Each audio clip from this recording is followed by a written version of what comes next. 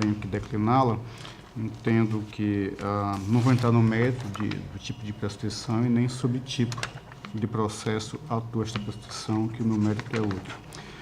Entendo que essa pretensa prescrição, na verdade, ela tem nítida natureza decadencial, isto é, quando já não estiver coberto ou acobertada pelo manto da imprescritibilidade, caso vencida, como tem sido vencida a tese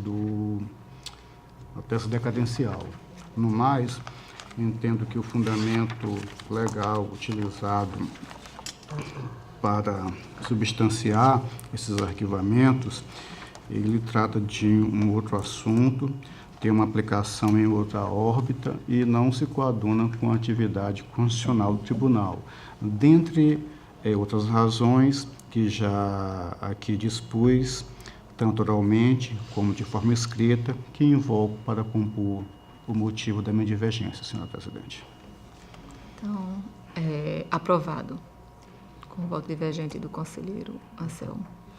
Senhora presidente, eu fui alertado pela minha assessoria de que eu não teria feito a leitura do processo 4704/2010. Portanto, desde já eu faço, estou relatando também o processo 4704/2010 da Fundação de Amparo à Pesquisa do Estado de Alagoas, FAPEAL, possuindo como responsável o senhor Tadeu Guzmão Muritiba.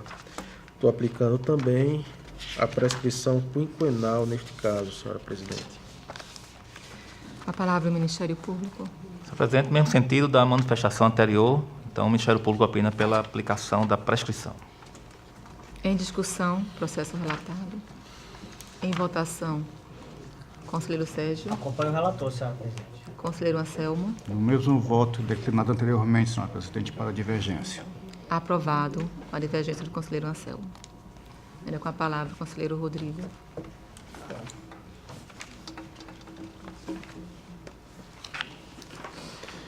Senhora presidente, eu estou trazendo ao plenário o processo TC 8081/2013, que se trata de uma prestação de contas de governo do senhor João Pinheiro dos Santos, na qualidade de gestor do município de Jaramataia, referente ao exercício financeiro de 2012. Nesse caso daqui, o processo ele já foi relatado por mim em plenário, né? Eu trouxe inicialmente voto pela aprovação com ressalvas,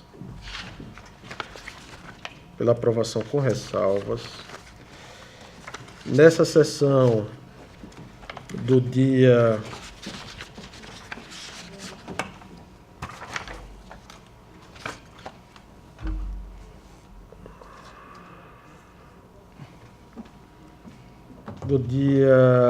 8 de março de 2018, em razão da discussão em plenário, o conselheiro Anselmo pediu vista dos autos e trouxe voto pela rejeição das contas, no qual mesmo apontou como principais pontos para a rejeição o não cumprimento do limite mínimo em educação, o não envio do parecer do controle interno, o envio de parecer do controle interno sem atender à forma prevista na Instrução Normativa 003/2011, o não cumprimento da meta fiscal fixada para o resultado primário, a abertura de créditos adicionais suplementares utilizando o superávit financeiro sem recursos financeiros disponíveis, né?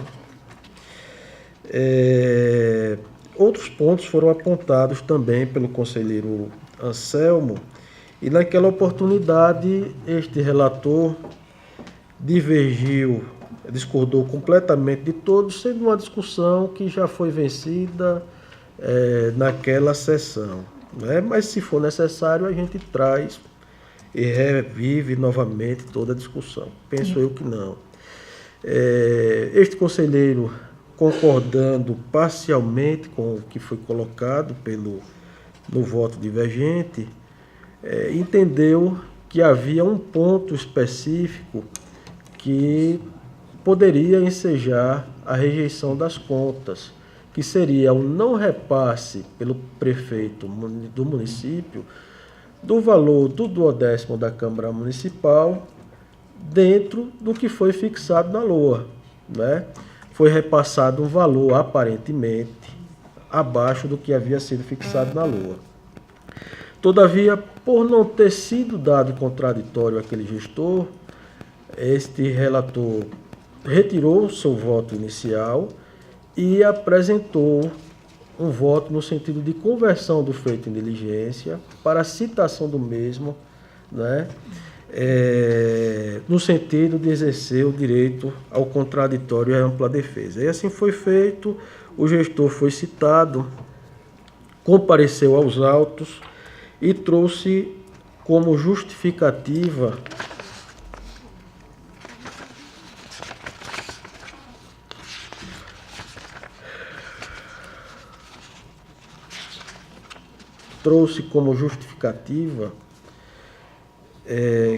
que o mesmo havia repassado do 12º em valor inferior ao limite máximo de despesa com o Poder Legislativo Municipal, tá? E esclarecendo que, na verdade, o valor que fora fixado na lei orçamentária, corrigindo o equívoco deste conselheiro, foi de R$ 546.567. E que o repasse se deu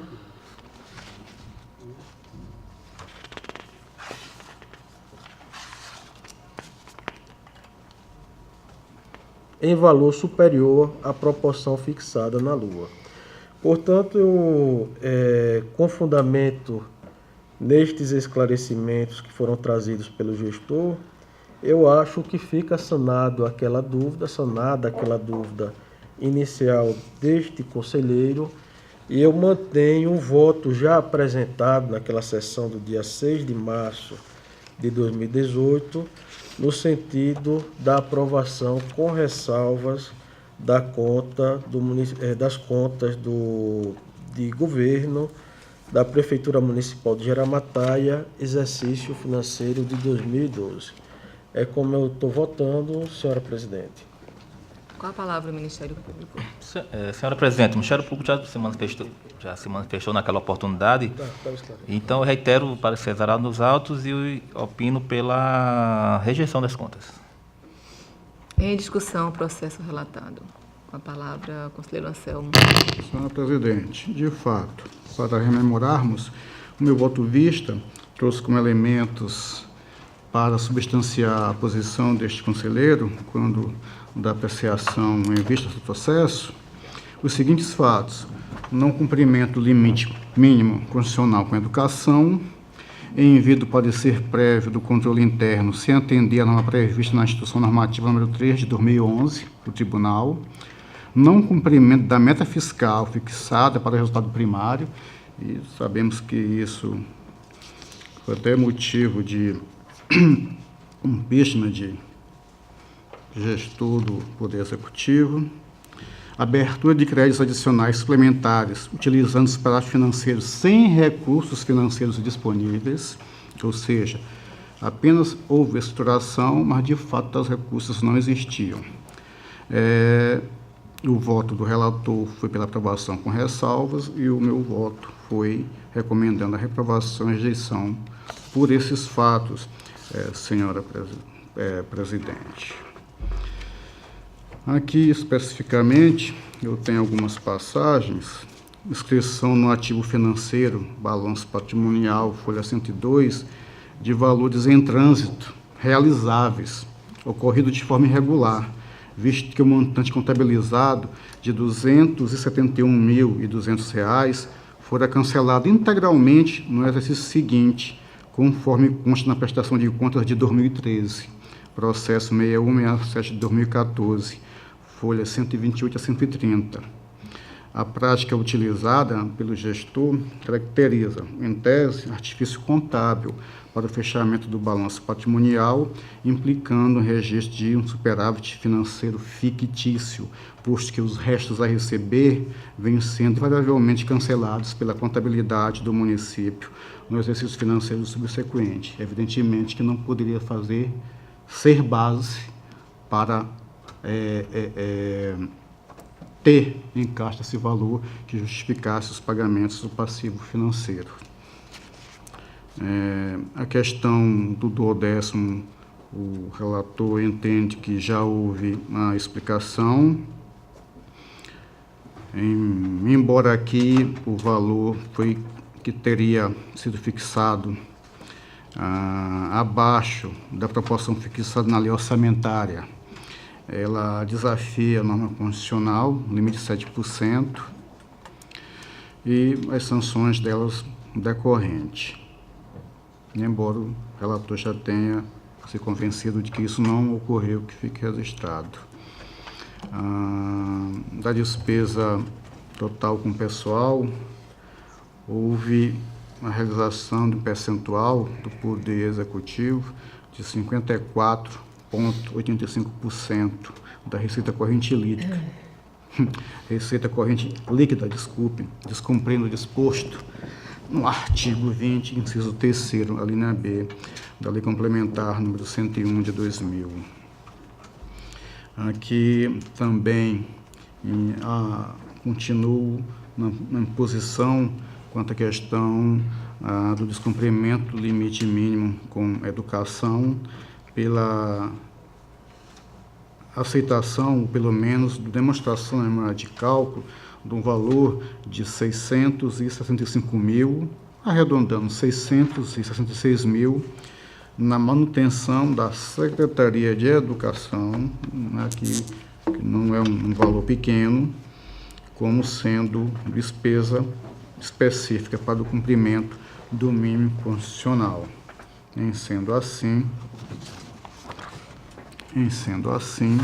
o município não cumpriria os 25%, apenas os 23 inteiros e 18 centésimos por cento do limite. Com saúde, houve cumprimento de 15 inteiros e 19%. A lei orçamentária, ao contrário do que é afirmado pelo relator originário, continua insistindo nisso, ela não apresenta o valor do 12º a ser transferido para o Poder Legislativo Municipal. De fato, não apresenta. Assim, com base no demonstrativo da execução das despesas por função e subfunção, réu 7964 de 2013 é o processo, a folha 7, o valor fixado em tese, porque a tese deveria estar ficado na Lua. Na Lua, em tese fixado na Lua, para o repasse, foi de 473.810 mil. Após as suplementações e anulações dos créditos orçamentários, o valor atualizado chegaria ao montante de R$ 550.660, o que ultrapassaria o limite de R$ 16.734,04, o limite de 7%, que era de 533 da receita efetivamente arrecadada no município no exercício anterior. Embora aqui passe o registro, apesar das situações apresentadas, o valor repassado ao legislativo a título de 12º ficou no patamar de 520 mil, que ocorreu em tese dentro da dotação, por assim dizer, em tese, porque não há previsão lá atualizada, consta apenas em um demonstrativo à parte, anexo, abaixo do limite mínimo constitucional, limite máximo constitucional de 7% da receita efetivamente oferida em 2011. Há também o não envio dos relatórios de gestão fiscal do primeiro e segundo quadrimestre, que em tese constitui uma infração administrativa a ser processada e julgada pelo Tribunal de Contas, na forma do artigo 5º, inciso 1º da Lei 10.028 de 2000, a Lei de Crimes Fiscais, que alterou, inclusive, a redação do decreto-lei que decreto que traz ao mundo o Código Penal brasileiro.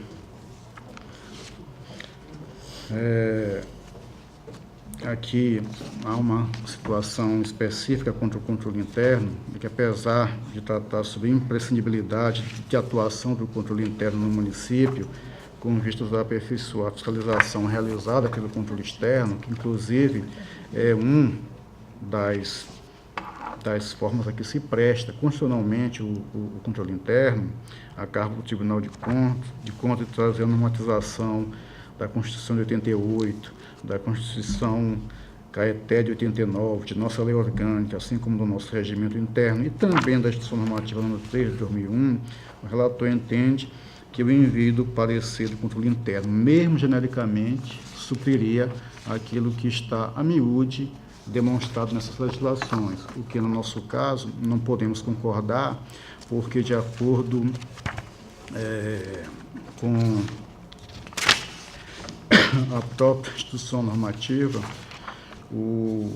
a não instituição, o não funcionamento e ainda da forma que dita naquela instituição normativa, por si só, já seria suficiente para a reprovação das contas. É o que trazemos. É que peço licença para pular partes da lei orgânica, artigo 7º, 34 e 94, porque é muito claro, quando trata das contas do governador, o que deve ter, e no artigo 94 da Lei Orgânica do Tribunal diz assim: aplica aos seus municípios no que couber à disposição desta lei. Então, não tem outra interpretação que não seja aplicar isso também aos gestores dos poderes executivos municipais.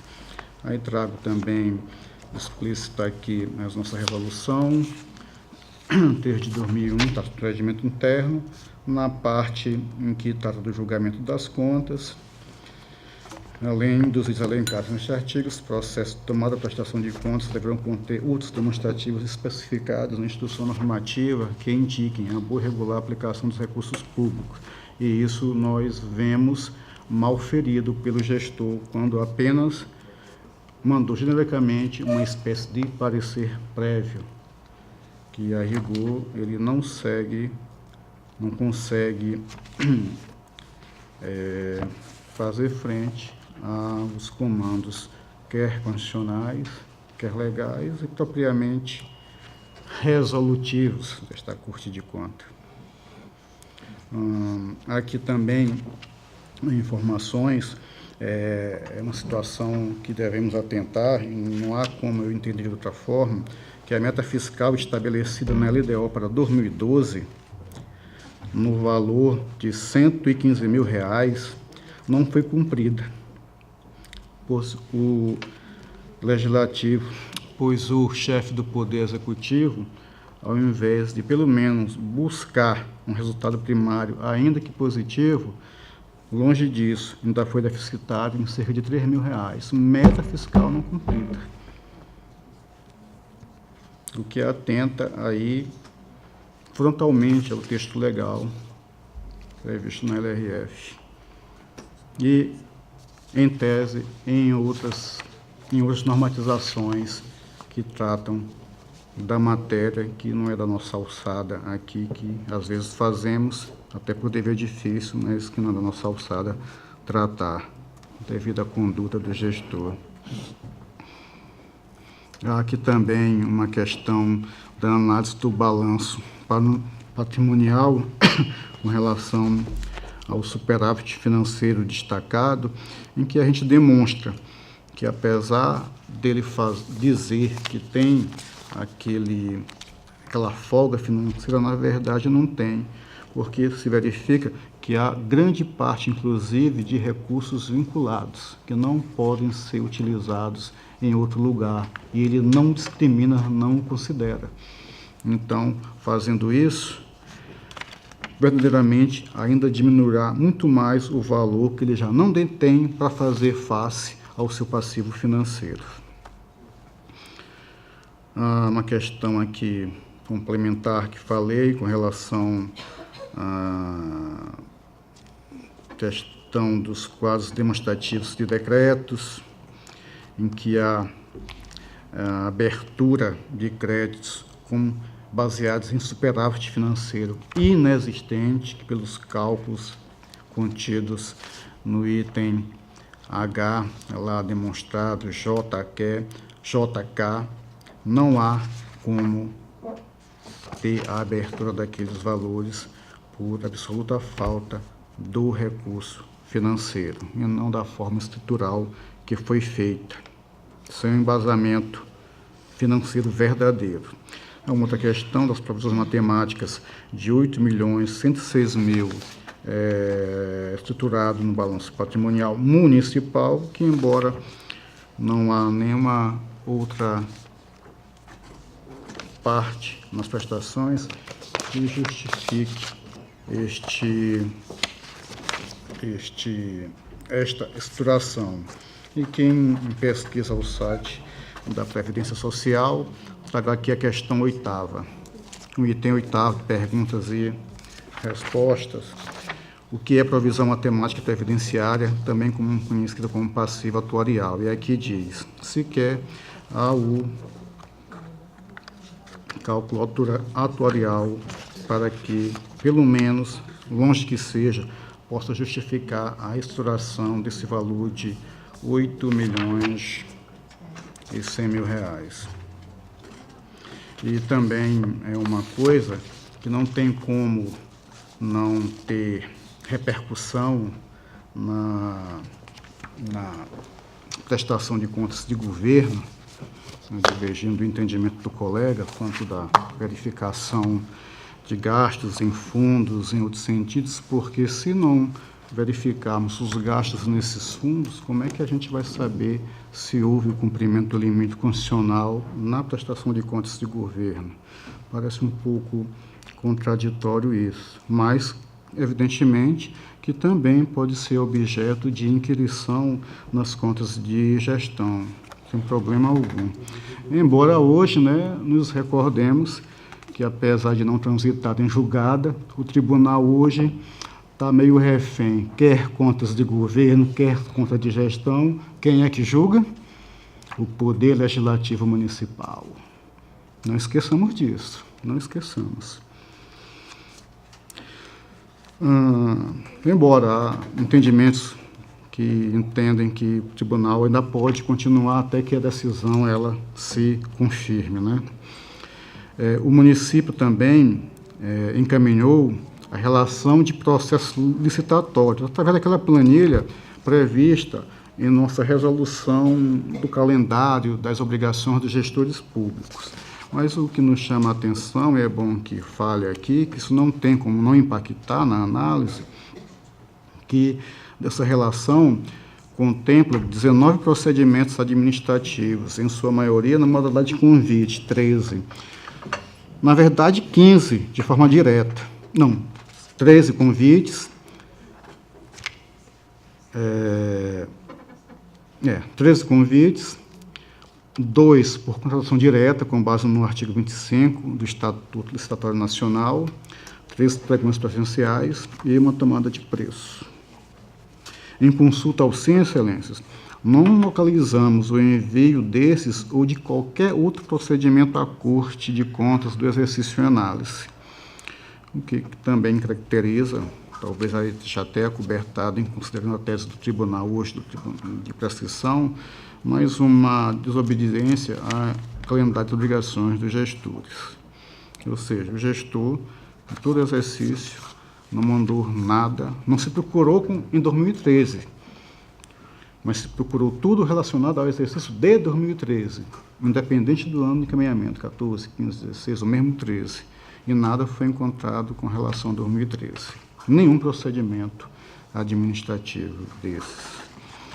Então, assim, não quero parafrasear um ex-colega nosso aqui, pelo conjunto da obra, não tenho outra posição a não ser em confirmar o meu voto vista, embora possa até considerar a questão, como alertei aqui, da questão do 12º, mas nos outros pontos eu também trago o voto no sentido que essas contas a emissão do parecer prévio deve ser pela rejeição, encaminhando-se à Câmara e demais dispositivos de praxe, senhora presidente. Obrigado. Em discussão, processo ora relatado. Passamos à votação. Senhora presidente, eu Conselheiro Rodrigo. aproveitar a discussão para fazer alguns esclarecimentos, né, quanto ao voto. Alguns pontos que foram trazidos pelo conselheiro Anselmo, a gente não considera ponto de controle em contas de governo, como, por exemplo, análise de contratos, licitações. Isso é um ponto de controle, de análise nas contas de gestão, né? Da mesma forma, quando se trata da análise do regime previdenciário próprio, a escrituração do mesmo, ponto de análise nas contas de gestão do Instituto Previdenciário, do Fundo Previdenciário próprio, né? Com relação ao 10º, né, que foi colocado pelo conselheiro Anselmo com a devida vênia, de fato, a lei orçamentária anual, quando enviada inicialmente para o tribunal, ela não veio de modo completa. Porém, quando o gestor exerceu o seu direito ao contraditório, ele teve a oportunidade de trazer a lei orçamentária completa, com seus anexos, e fixava lá um valor específico do 10º da Câmara Municipal. Esse é um ponto que a gente acabou vencendo e considerando que o gestor repassou os valores que eram devidos, não ultrapassando o limite máximo, também não infringindo o repasse mínimo fixado na LOA. São alguns pontos que eu gostaria de pontuar. Também teve o sistema de controle interno municipal. O parecer enviado, ele foi enviado um parecer do sistema de controle interno, não foi um parecer circunstanciado, né, mas foi um parecer que fazia uma análise ainda que genérica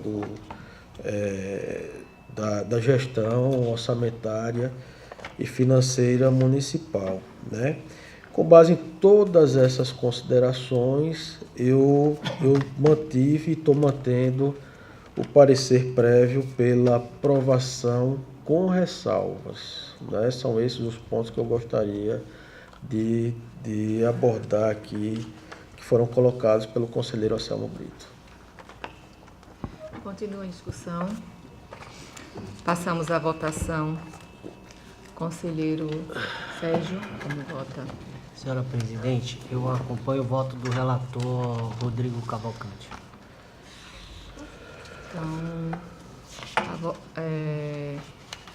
aprovado o voto do conselheiro relator originário, doutor Rodrigo. Senhora presidente, eu tenho mais alguns processos para relatar, todavia eu estou retirando de pauta todos os processos, os demais que estão pautados para o dia de hoje. Vamos retirar de pauta, solicitar o pedido atendido o pedido do conselheiro Rodrigo. Pela ordem, para relatar o conselheiro substituto, doutor Sérgio. Senhora presidente, senhores conselheiros, senhor procurador do Ministério Público de Contas, tenho para relatar nessa sessão processos que tratam de sancionamento de gestor em razão de descumprimento do disposto na Instrução Normativa número 002/2010, que tratam das remessas de dados do SICAP.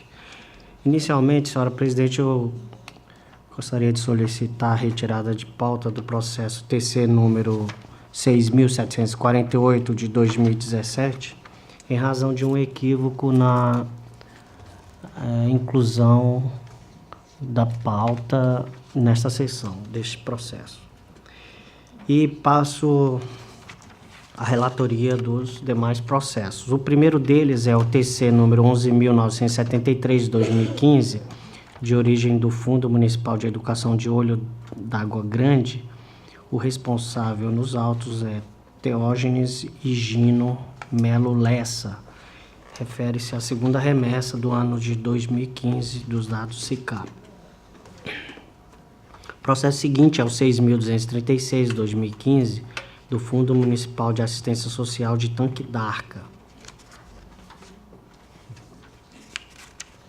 O responsável é Anderson da Silva Bonfim e refere-se à quarta remessa do ano 2014. O processo seguinte é o 3.978 de 2015, de origem da Prefeitura Municipal de Belém, e o responsável é Clênio Damasceno Vilar e refere-se à sexta remessa do ano 2014. O próximo processo é o 3.989 de 2015, da Câmara Municipal de Quebranguro. O responsável é Elias Felino Tenório Cavalcante e refere-se à sexta remessa do ano 2014. O processo seguinte é o 11.980 de 2015, do Fundo Municipal de Educação de Campo Grande. O responsável é Edna Tomás Neto e refere-se à segunda remessa do exercício 2015. O próximo processo é o de número 3.995/2015, do Fundo Municipal de Educação de Belém. A responsável é Benilda Duvanete Santos de Lima e refere-se à sexta remessa do ano de 2014. Processo 7.459 de 2016, da Prefeitura Municipal de Feira Grande, e o responsável é Veridiano Almir Lira Soares e refere-se à primeira remessa do ano 2016. Processo 3.992 de 2015, do Fundo Municipal de Previdência Própria de Viçosa. A responsável é Maria Delma Carnaúba Passos e refere-se à sexta remessa do ano 2014. O processo seguinte é o de número 6.238 de 2015, da Prefeitura Municipal de Anadia, e o responsável é José Augusto Rocha Souza e refere-se à quarta remessa do ano de 2014. E concluindo, tem o processo de número 6.231 de 2015, do Fundo Municipal de Saúde de Maribondo. A responsável é Laudijan de Holanda Cavalcante e refere-se à quarta remessa do ano 2014. Como mencionei no início, trata-se de aplicação de sanção consistente em multa em razão do não envio no prazo regulamentar está por de conta das remessas do SICAP, correspondente às obrigações previstas na Instrução Normativa número 002 de 2010.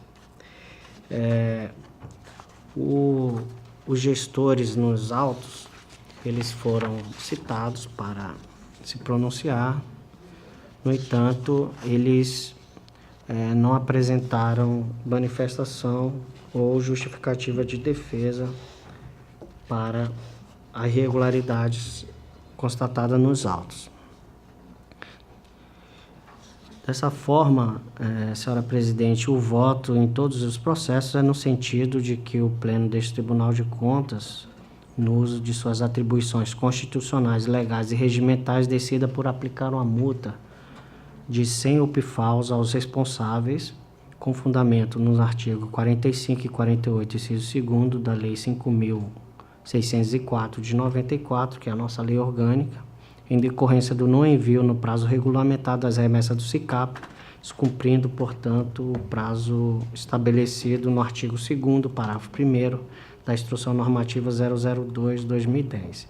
Cientificar os gestores do teor dessa decisão para que proceda no prazo de 15 dias ao pagamento da multa que lhe foi imposta por este tribunal, a crédito do FUNCONTAS, de acordo com o disposto no artigo 2º, inciso 4º da Lei 6.350 de 2003. Alertar de que o não pagamento da multa no prazo fixado implicará comunicação à PGE, à Procuradoria-Geral do Estado, para posterior ajuizamento de competente ação de execução, conforme previsto no artigo 31, inciso 2º da Lei 5.604 de 94 e artigo 157 e 205 do Regimento Interno desta Corte de Contas. E cientificar a direção do FUNCONTAS para o cumprimento dessa deliberação, de forma que não haja dúvida quanto à ciência do responsável, em conformidade com disposto no artigo 200, parágrafo 1º e 201, caput do nosso regimento interno. É como voto em todos os processos, senhora presidente. Com a palavra o Ministério Público. Senhora Presidente, o Ministério Público opina pela aplicação de multa nos processos relatados pelo conselheiro Sérgio Ricardo Maciel. Em discussão os processos. Em votação. Conselheira Maria Cleide. Acompanho o relator, senhora presidente. Conselheiro Rodrigo. Correlator, presidente. Conselheiro Anselmo. Pelos sancionamentos nos termos do voto do relator, senhora presidente. Aprovados. Senhora presidente, aí esgota a pauta com esses processos relatados. Conselheira. Com a palavra, conselheira Maria Cleide. Senhora presidente, senhores conselheiros, membros do Ministério Público que oficiam nesta corte, eu tenho a relatar um total de 9 processos, todos eles tratam de aplicação de multa. E o primeiro, farei em lista. O primeiro é o processo TC, de número 15724, 2014.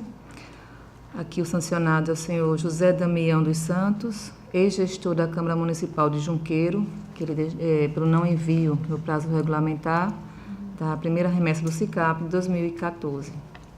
O segundo processo TC, de número 8573, de 2014, vai para a senhora Ana Maria Melo Porto, ela é ex-gestora do Fundo Municipal de Saúde de Feira Grande, pelo não envio no prazo regulamentar da terceira remessa do SICAP de 2013. O terceiro processo, TC, de número 8096, de 2014, sancionado é o senhor Sérgio Reis Santos, ex-gestor da Prefeitura Municipal de Porto Real do Colégio.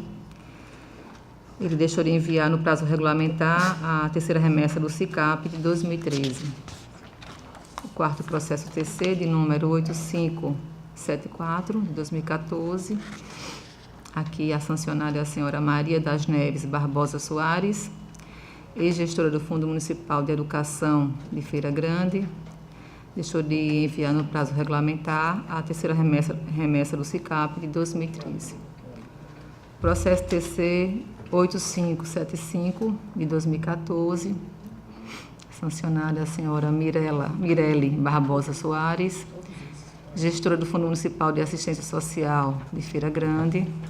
Também deixou de enviar a terceira remessa do SICAP de 2013. Processo TC de número 12338, de 2014. A sanção vai para o senhor Dalmo Moreira Santana Júnior, ex-gestor do Fundo Municipal de Educação de Piaçaba Sul. Deixou de enviar no prazo regulamentar a sexta remessa do SICAP de 2013.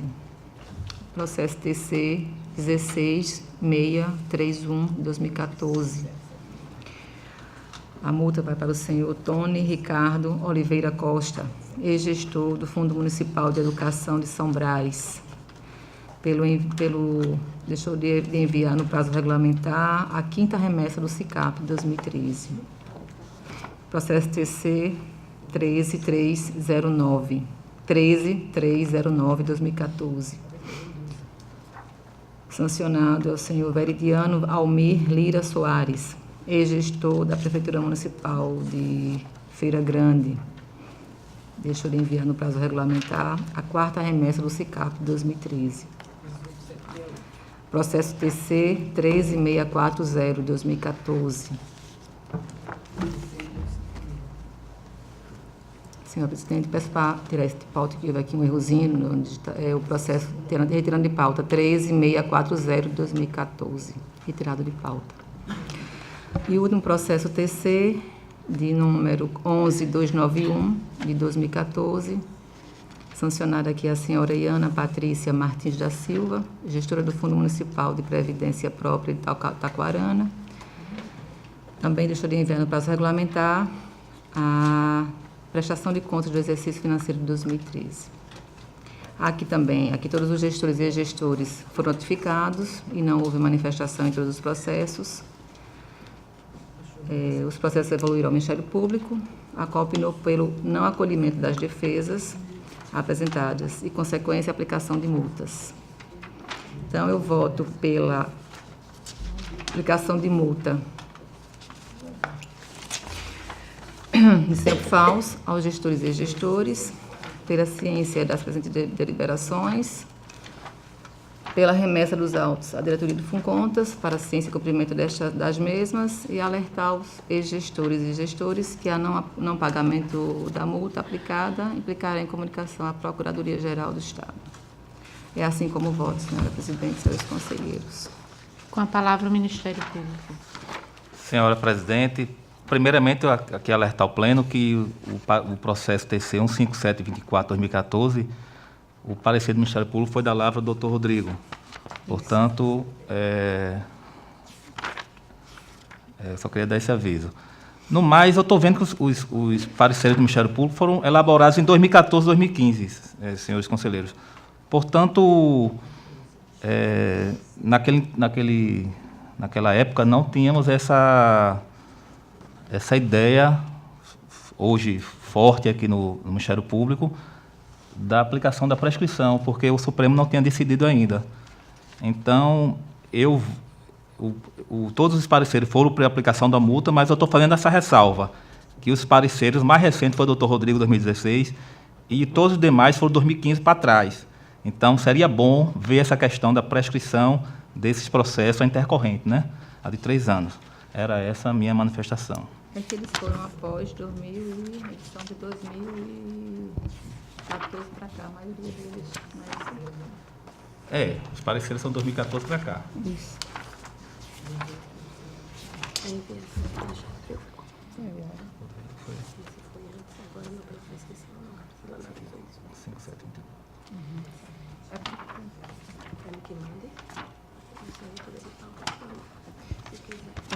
Eu acho que, como eu já tenho um entendimento pela prescrição, eu vou fazer o seguinte, eu vou enviar ao Ministério Público para o novo parecer com a senhora presidente. Eu gostaria de retirar de pauta todos os processos e enviar ao Ministério Público para que seja analisado. Muito obrigada. Encerrada a pauta, Não tenho mais processos. solicito então a redatora vamos colocar em votação as resoluções em virtude de havermos observado, já foi concluídas as 8 sessões e nós temos um quórum para votação, a exigência de maioria absoluta, e hoje nosso pleno é composto por 6 membros efetivos, não é isso?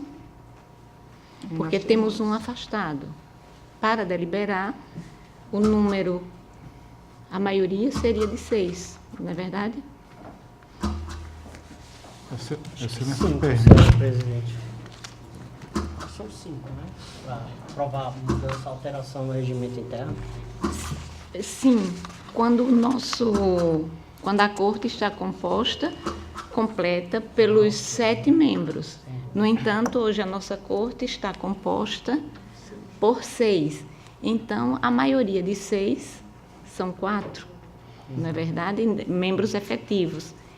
Então, há possibilidade de deliberação. Se não assim acontecer, nós nunca vamos estar deliberando até que a corte esteja com os 7 membros efetivos completos. Porque, na realidade, o artigo 265 trata: a aprovação de qualquer matéria dependerá de voto da maioria absoluta dos conselheiros efetivos. Então, no momento, a corte está composta de 6 efetivos e um substituto. Não é assim? Tem razão, senhora presidente. Não é verdade? Então, a maioria dos 6 serão 4. Então, nós temos 4 no pleno para deliberar. Exatamente. É o nosso entendimento. Senhora presidente, eu acho que o conselheiro Anselmo já levantou isso anteriormente, né, para que a gente não possa perder a coerência com o que a gente já votou anteriormente. No que se refere à modificação do regimento, existiria um quórum qualificado, né, fixo, de 5 Certo. Na realidade, não está fixado Específico. no regimento a exigência de 5, mas de maioria absoluta. Então, se o nosso pleno hoje está composto por 6 membros efetivos, a maioria absoluta de 6 serão 4. Porque se assim não fosse, e em tese nós ficássemos mais 1 ano, 2 anos, 3 anos, nós nunca deliberaríamos matéria. Então, entendo, esse é o nosso entendimento, que a maioria absoluta da Corte hoje são 4. Eu particularmente, eu divido um pouco de Vossa Excelência, né? Apesar de... Eu acho que a gente poderia, como o quórum ele não está completo, né? Eu defenderia perante Vossa Excelência a possibilidade dos conselheiros substitutos votarem. Sim. Né? Eu acho que o quórum ele está fixado em 5. Realmente a gente não tem como... Na realidade, conselheiro, o texto do artigo, sim, está expressamente dessa forma. Artigo 265 do Regimento Interno. A aprovação de qualquer matéria dependerá do voto da maioria absoluta dos conselheiros efetivos. No entanto, hoje, a nossa composição efetiva é de 6. Não é verdade? Efetivos, conselheiros, somos 6, porque um está numa situação de afastamento. Então, se o regimento trata de maioria absoluta dos conselheiros efetivos, então, a maioria do momento dos conselheiros efetivos para deliberar são necessários 4, não é verdade? Porque a nossa Corte, no momento, é 6 efetivos e 1 substituto. Esse é o nosso entendimento. Eu entendo que, senão, nós vamos estaríamos todo o tempo sem poder deliberar qualquer matéria que exigisse esse quórum qualificado de maioria absoluta dos efetivos. Senhora presidente, Mas 4 também é a maioria absoluta dos 7, né? Não são 7 conselheiros, 4 é a maioria absoluta. 4 também é a maioria absoluta. É também, mesmo com a composição total dos 7, 4 seria a maioria absoluta. Porque a maioria simples, ela se verifica no momento da sessão. Da sessão. Que não é o caso. Aqui nós temos 4 conselheiros, podemos... a votação, eu particularmente entendo que pode ser realizada por ter a maioria absoluta dos conselheiros. Quer dizer, de todos os integrantes dessa casa. Não só dos 6, mas dos 7. Então, É como eu penso. o artigo é o 265, parágrafo 4º do Regimento Interno. Senhor presidente, permite só.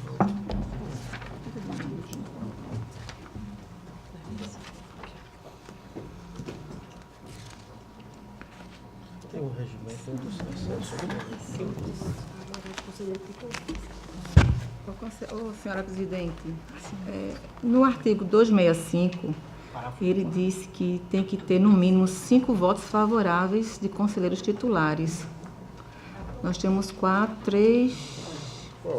Qual é o artigo? 265. A aprovação da reforma dá-se após 8 sessões ordinárias, contadas a partir da apresentação do projeto, com no mínimo 5 votos favoráveis de conselheiros titulares. Aonde? 2005, então... Nós estamos sem quórum dessa forma. Porque é expresso que são 5 votos. Qual é o artigo? 265. Então, Não, eu tenho então- uma redação diferente. Essa redação atual, 265. Isso foi alterado? Foi alterado. Então, para aprovar a reforma da 2005. a matéria aprovada. A aprovação de qualquer matéria dependerá de voto da maioria absoluta dos confeiteiros efetivos. Pronto, tá diferente. E essa é de qual? Essa já foi alterada? Essa para... Eu não tenho. Essa aqui é a nova, Porque não é no isso? meu também tem isso. É o antigo, Não é essa? o meu tá igual. Essa maioria de... Tem dizendo aqui que a redação alterada pela emenda de 10/12/2008. Ah, certo. Ok, então se tem alteração... 10 Teve essa alteração. sim. Agora vai verificar, mas vai ser Sim, a última. Teve a última. Agora Essa eu não da sei se Conselho essa foi tem a alguma outra. anterior. Aqui eu acho que era... Só para a gente não manter um equívoco e depois vinha... Para pouco. Eu tenho, mas estou sem acesso aqui. Porque surgiu essa dúvida quando eu estava vendo hoje. Suspendemos a sessão por 5 minutinhos e esclarecemos o ponto.